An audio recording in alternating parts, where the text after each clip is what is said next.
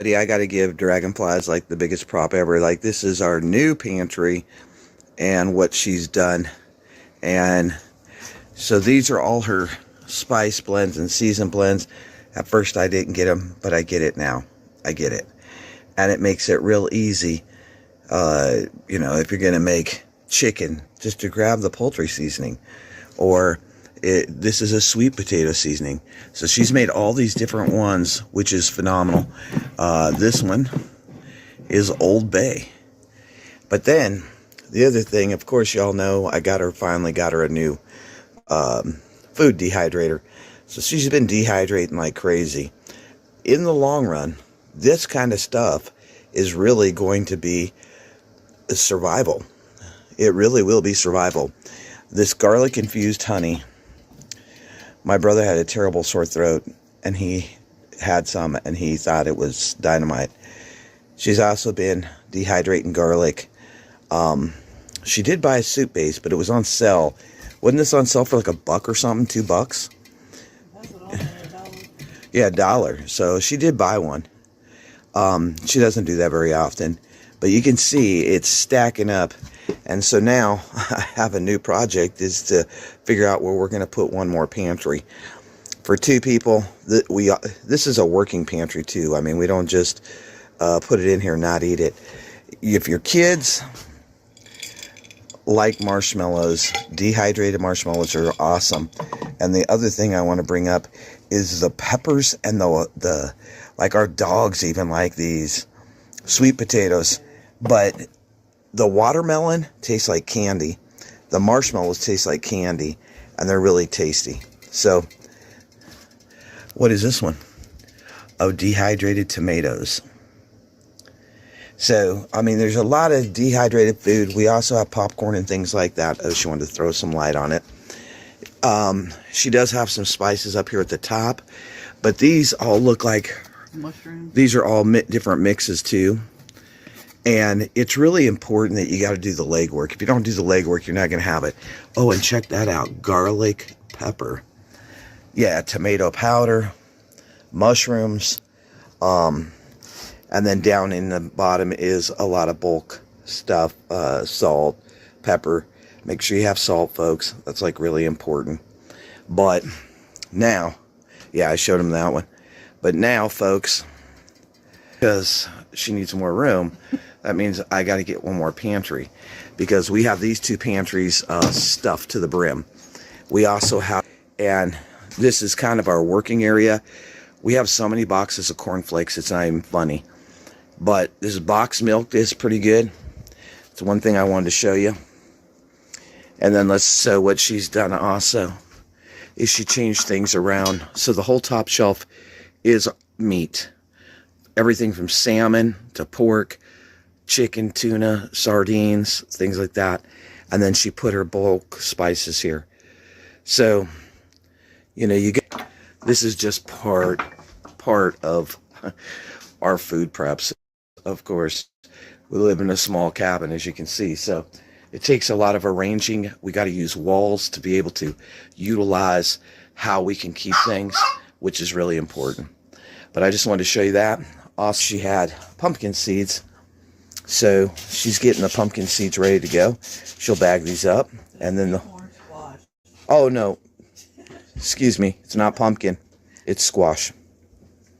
But it was really good. She baked it and seasoned it. And so she wants to grow this next year. So she's keeping the seeds. That's how you can redo your seeds. Food shortages and things happen. We're going to all need to be on point, because we're not going to be able to get some of these things. Or they're going to be so expensive that who knows how long it'll take, just to get a pound of T-bones or ribeyes. Like right now, ribeyes are like 3 for $40. So let's get on to the live stream. Glad to have you here at the OTWP. Hey everybody. So I was just really looking at like all the food shortages, and I thought we really need to have like a conversation about what's going on, because the global food crisis is getting worse. It is getting worse every single day. We're seeing the things that are happening right now in 2023. It is the most It's the highest food crisis, global food crisis ever. And you all know I'm kind of statistics. I like statistics. I like to find facts. In 48 countries, there's over 238 million people that are facing high levels of acute food insecurity. And that's 10% more than in 2022. So 21.6 million more people face high level of insecurity than they did in 2022. And this update came in from the Global Report on Food Crises. So when we think about that, that is a huge, huge thing. What's happening around the world. There's humanitarian food assistance and nutrition assistance going on everywhere. And the drivers of these food crises are interlinked and they're mutually reinforcing each other. And that the problem with that is that more and more people are going to be pushed into this where they will not have food. Conflict has been a big, big thing. It is the main driver of the food insecurity in 2023. It's causing huge, huge disruptions, and it's leading to all these price spikes and food shortages. There's humanitarian aid and warring parties internationally. They're actually being denied access to food as a weapon of war. There's these economic shocks, and they're a huge driver of hunger as well. And then we have these weather extremes, the droughts, the floods, the dry spells, the storms, cyclones, hurricanes, typhoons. I mean, they're also making it very hard for all these different kinds of crops to grow. Then we have some other issues with, well, maybe some things being moved around, manipulation. But some 8.6 million people in Sudan alone are facing high levels of acute food insecurity. That's just in one country. So there's many people there, and the thing that's really sad to me is there's many children that are caught in the middle of all this crap, right? So we're going to see thousands upon thousands of children that are dying because of food insecurity. And okay, all right. I had to ask. I was really curious about where you worked at or what you were doing. You're retired. So what do you mind me asking what base you're on? Are you on North Island, 32nd Street? Prepper Book Club, welcome in. It's really one of those things that we all need to get on point about food, right? I think that, yes, one of the most important things that I always say is that spiritually to get centered, then comes in, we have to have air, but then we have to have water. But the next one in line is food. And I want to bring up 15 foods that you may not be able to get going into the end of this year into the 2024. And you're right, RCX, the Bible does talk about famine. And I think that we're going to see this more and more. Today I was looking at food prices and putting a little shopping list together. We usually, about this time of the month, I start adding things to the shopping list. Dragonflies kind of tells me, hey, we need to concentrate on this or this, right? And we work together because I would just go shopping, but no big deal. She would go shopping, no big deal. But now we are like really getting on point about certain items. Just as I told you this morning over at OTWP report, you're at IB. Oh, God, I had a lot of fun at IB. At the SSTC. Okay, cool. I was, you know that I was out on San Clemente Island. Thanks for sharing that. I was curious where you were in the military, though. But, we're getting more and more on point because, like, we went on a major coffee haul this month. It should be coming in tomorrow. So we purchased over $200 worth of coffee. And I want to say that, like, we're seeing this shrink inflation as well, right? So many places you go to buy coffee, it's like the containers are getting more and more expensive, and what you're getting for that money is getting smaller. So I want to bring this up. I want to share with you, yes, the bird flu is back. I want to share the article with you so that if you want to go read every line in detail, you're welcome to use what I've came across, because I think that, sharing these resources can help somebody. This is from shefinds.com, and she has some really great articles.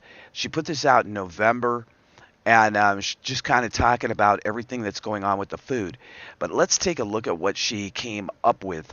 And then I also compared it to other lists. I look at statistics a lot because that's like something that we all need to be aware of.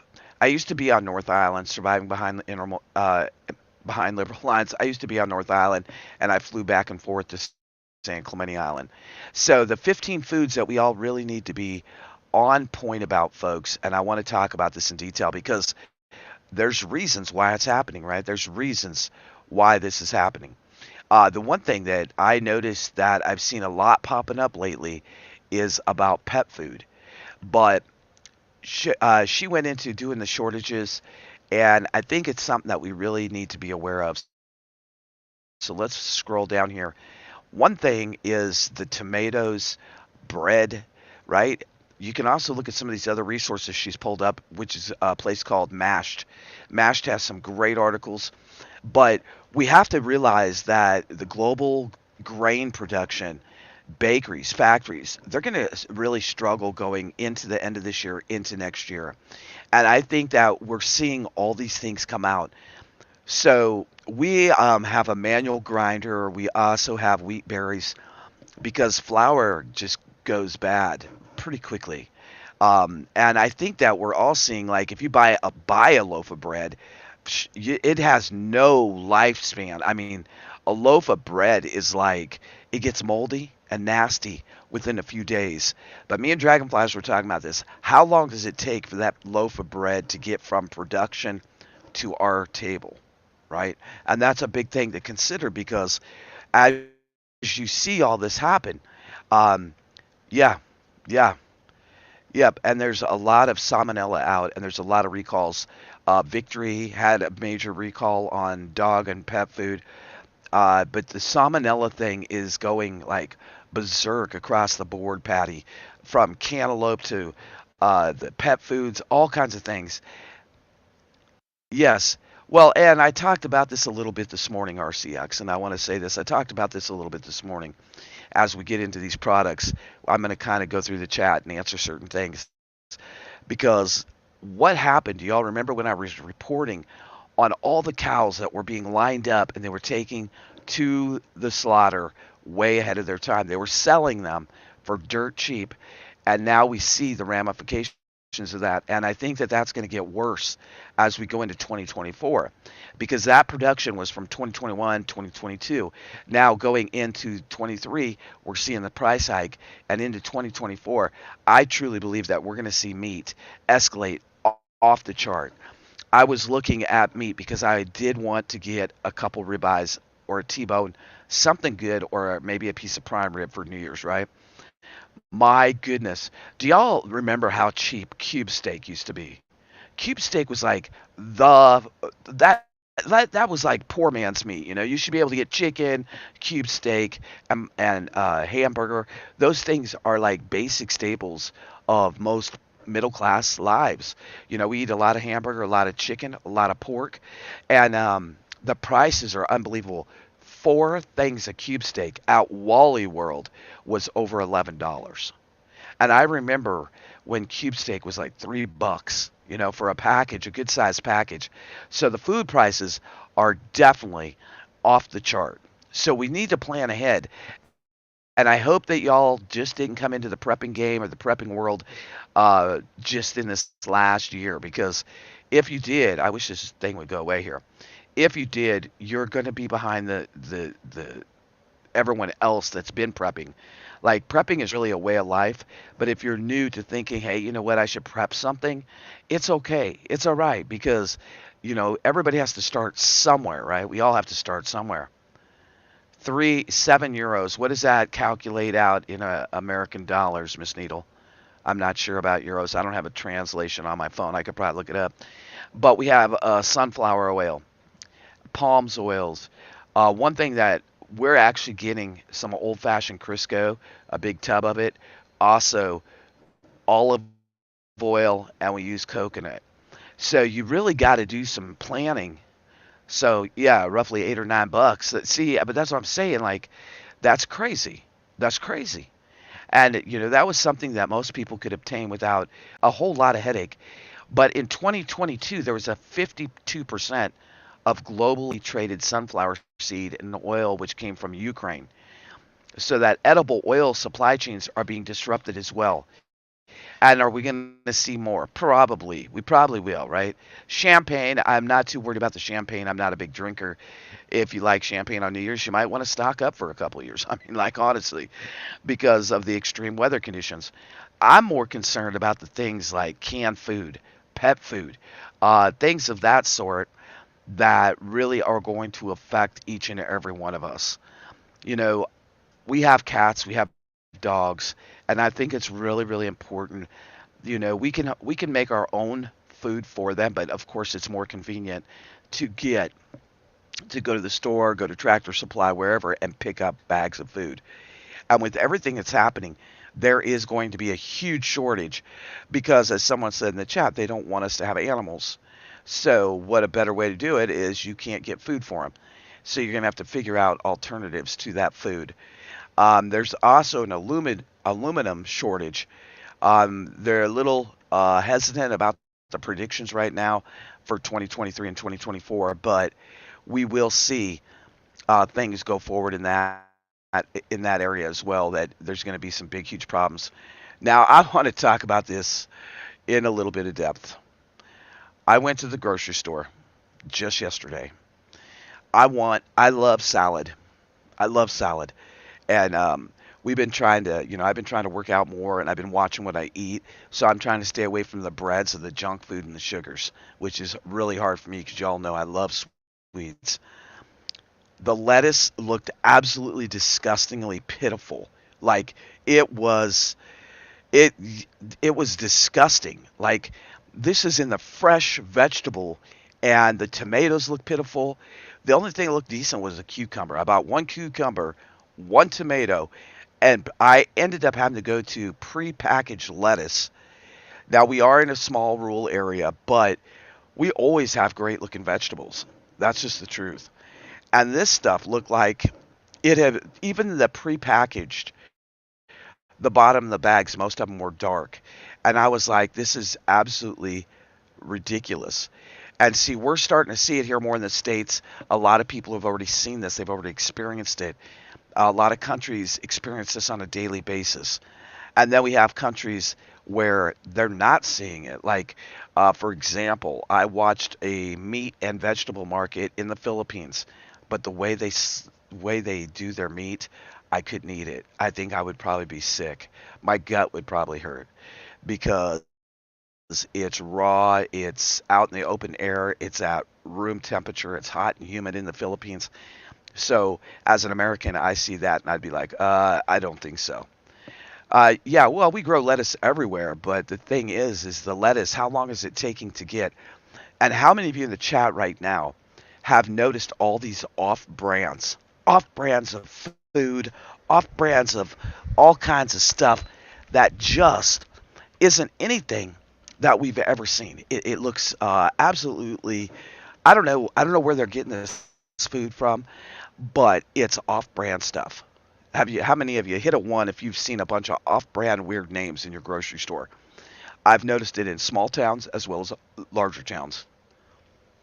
Yeah, yeah, but this was even the raw, even the fresh lettuce looked absolutely disgusting. And I usually can get, that kind of thing without no problem. So we have a situation with the lettuce and the vegetables.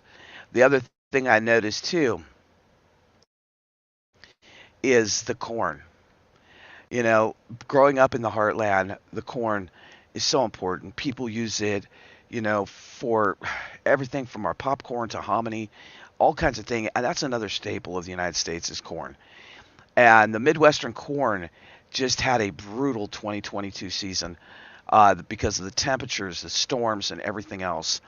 So it's going to be very bad going into 2024. So we really need to get on point. One about coming this spring is that we all grow a victory garden and that we're able to share out those fruits and vegetables with others, and maybe search out some of those elders that are shut-ins that don't really have a family and help them get through this food crisis. I think the food crisis is going to be huge, and I think it's going to affect every single one of us in one way or the other. States such as Illinois, Indiana, Ohio, Nebraska, and South Dakota were showing terrible yields, which trailed from the year prior. So it's going to be like a snowball effect. And then we also have these limited exports coming in from other countries like Brazil and Ukraine during the growing season. So that's going to affect all of us too. Another one of my favorites, and it's a way to keep yourself pretty healthy, is that vitamin C. And so oranges and orange juice, their crops were hit terribly, terribly hard, terrible hard. And so we're going to see, yeah, that is true, Royal Linus. And that's always a good way to have something too, is to start your own microgreens. We even grow garlic and stuff like that in the windowsill. Also, those topsy turvies, you can put them inside your house, you can hang them up. Those are also another great way to have fresh vegetables or greens. I think that each and every one of us, we really need to get on point about the food because vitamin C and orange juice all kind of just goes together. So we're going to see this wrapping up into 2024, and I think we're going to see a really big problem because the orange production dropped roughly 51% in 2022-2023 growing season down to just 20 million boxes of oranges, and this came in from the U.S. Department of Agriculture, as you can see. And so this would be the lowest output since 1936. You see it there, 1936, folks, which is crazy. They've had some serious, serious diseases with the oranges, and so that's a huge thing too. That's a huge thing. We talked about this because the beef, as I said, when I was looking at it, how terrible it was. The pricing is absolutely unbelievable. So these 15 items, I just want people to be aware of them. I want you all to think about them. And your pantry was 500 plus.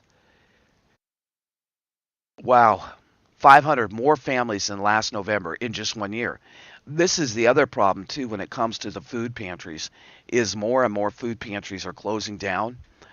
Feeding America, which is a huge nonprofit organization to feed, they actually work with over 235 food pantries in the United States. They're even having some major issues. So, as we see these food banks having problems, many of the church food banks have closed down. And I think RCX that the stress level on the food banks is going to probably double or triple again in going into 2024 because of all the shortages, because of the loss of jobs that people are seeing all around the country.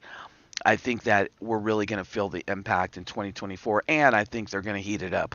Honestly, folks, I think they're going to heat it up. So that's a big thing. But beef, we already talked about this. They were forced to sell off their cattle earlier than expected, and now it is going to be another snowball effect. So we have snowball effect on top of snowball effect. Olive oil, it is also at a shortage in 2023. Going into 2024, they expect it to double or triple in the problem with it and the price, because there was over 60 million olive trees infected with Xylella, and that made the fruit unusable, and 50 to 70% olive oil production was reduced since that took hold because of this bacteria. So we have this huge food crisis starting and ramping up more and more going into 2024. And how many of us have seen that? The baby food items. Remember when my family member came on and was talking about the formula? We know kind of there's been some pretty slick stuff happening with the food. If you really think about it, and if you watch the news articles from YouTube creators all over this platform, is the food has been like, oh, well, just pallets and pallets of formula went to Ukraine. I mean, that's just the truth. Pallets of it. But yet we have limitations here in the United States.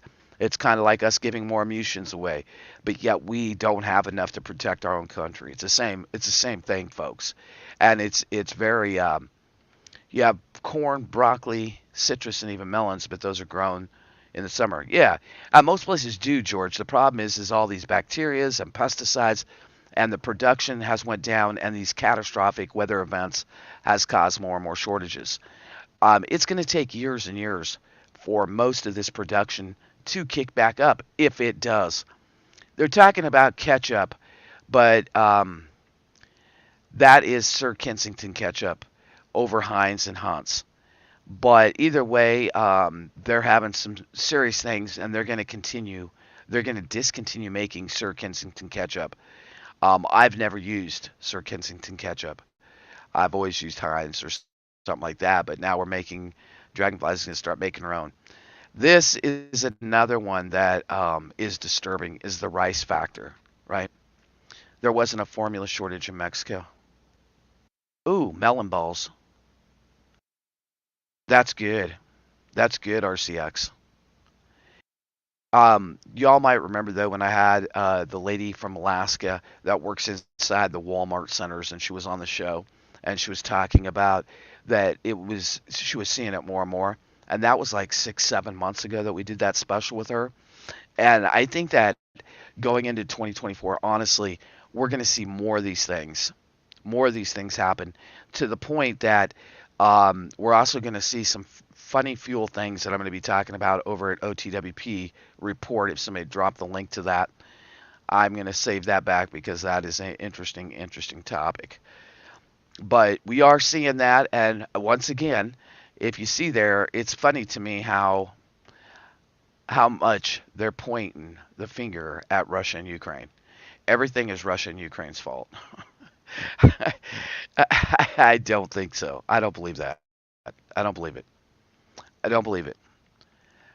And that hot sauce, that sriracha hot sauce, um, they're talking about that you may have to shell out $70 a bottle for sriracha hot sauce.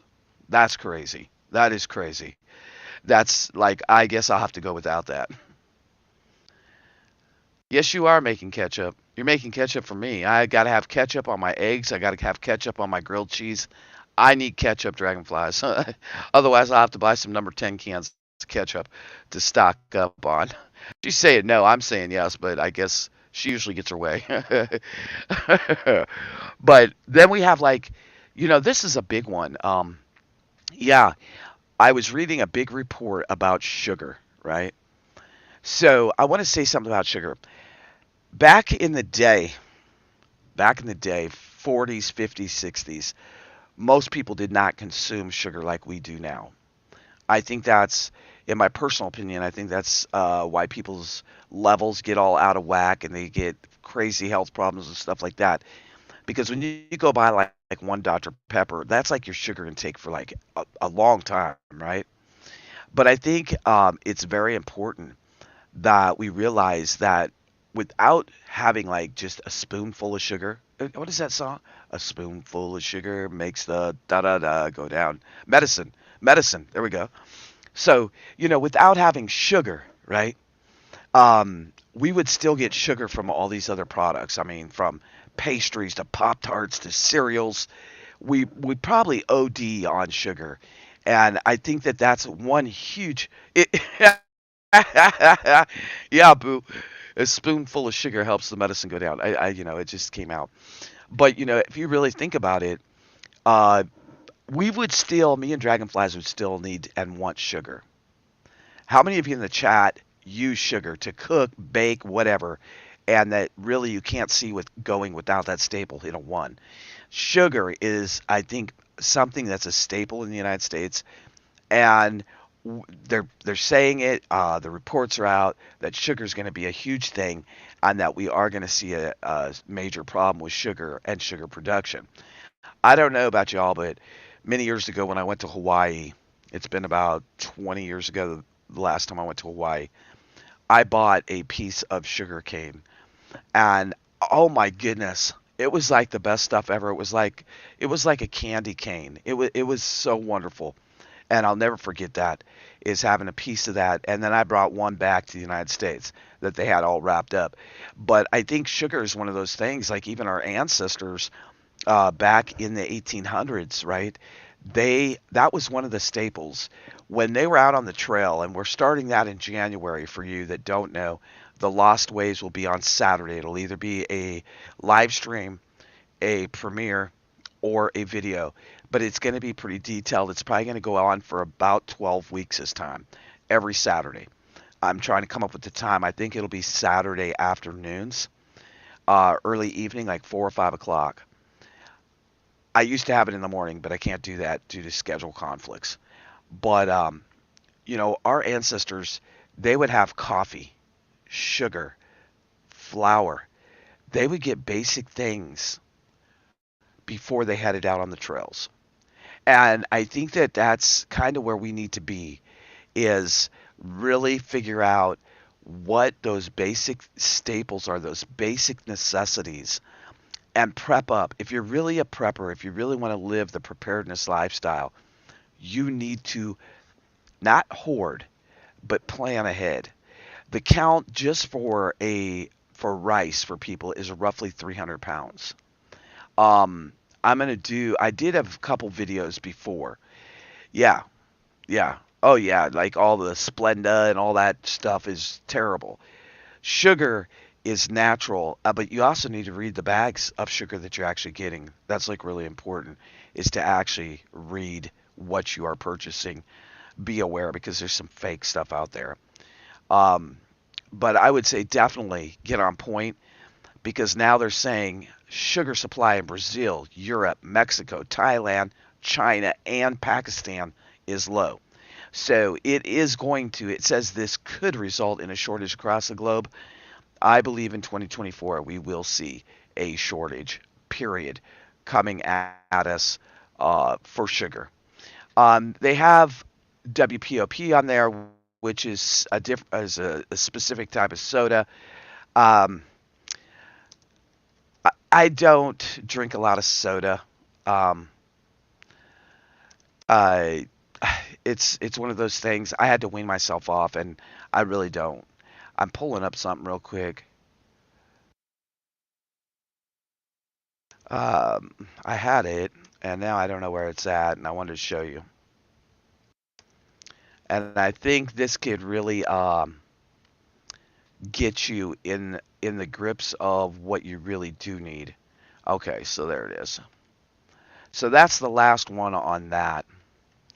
I think that food is very important, and with all the huge increases that we're seeing, I think we really need to be on point. So I do want to talk about this. The average person would need between 3 and 5 pounds of food a day.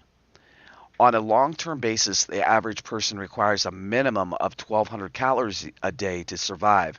And on a short-term basis, a person can survive on nothing, for 1 to 2 months as long as they live a sedentary lifestyle. So the calories are really going to be between your height, age, gender, activity level, and your body composition. Those are all going to come into play.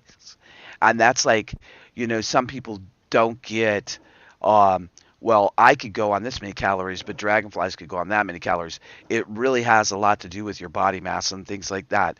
But I think it's very, very important that we all take the time to really just get on point about what do we need, what do we want.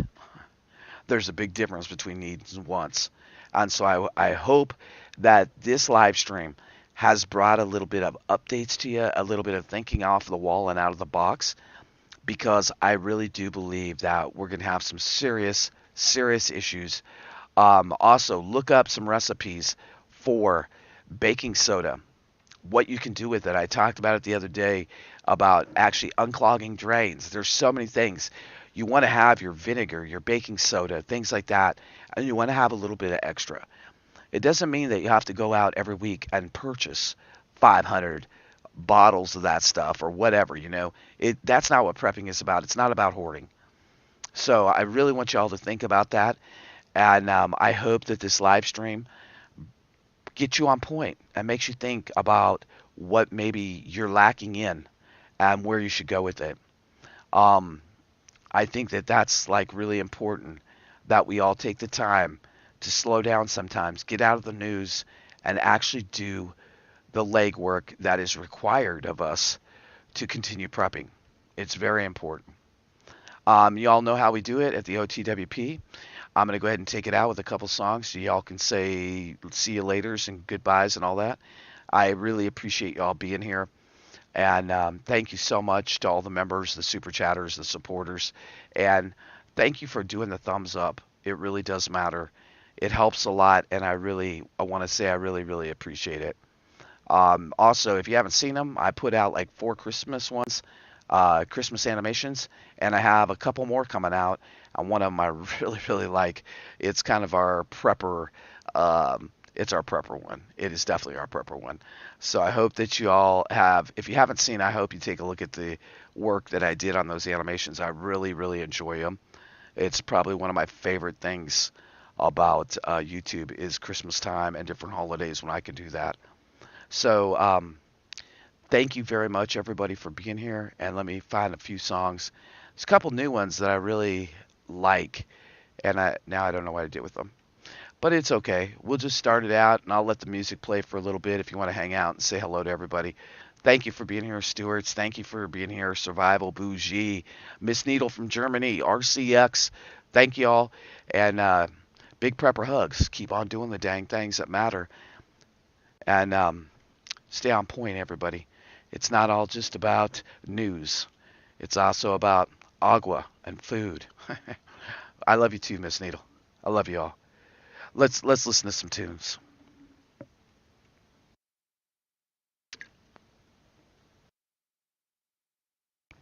Little country.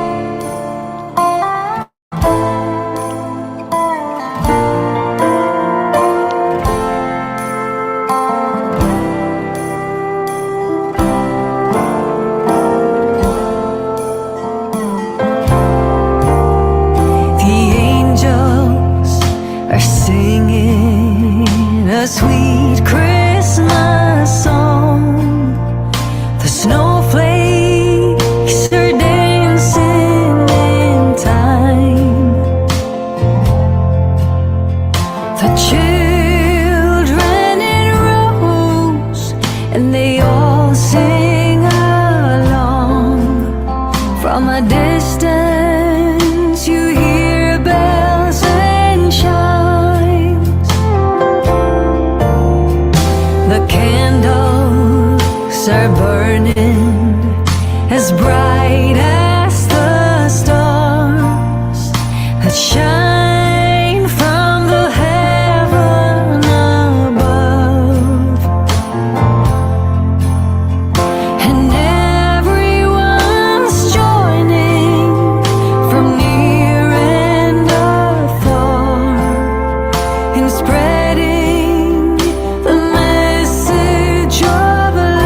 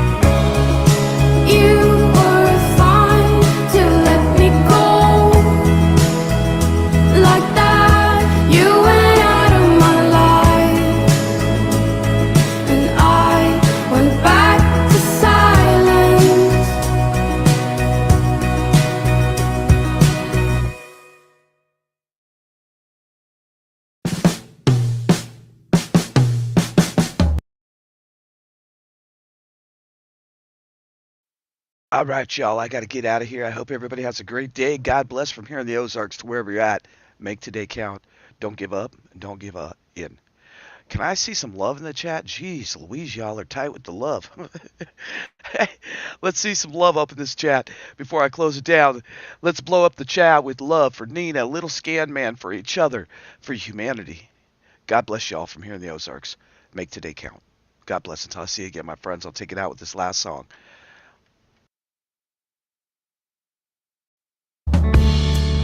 You've got me questioning my position. Am I just filling out?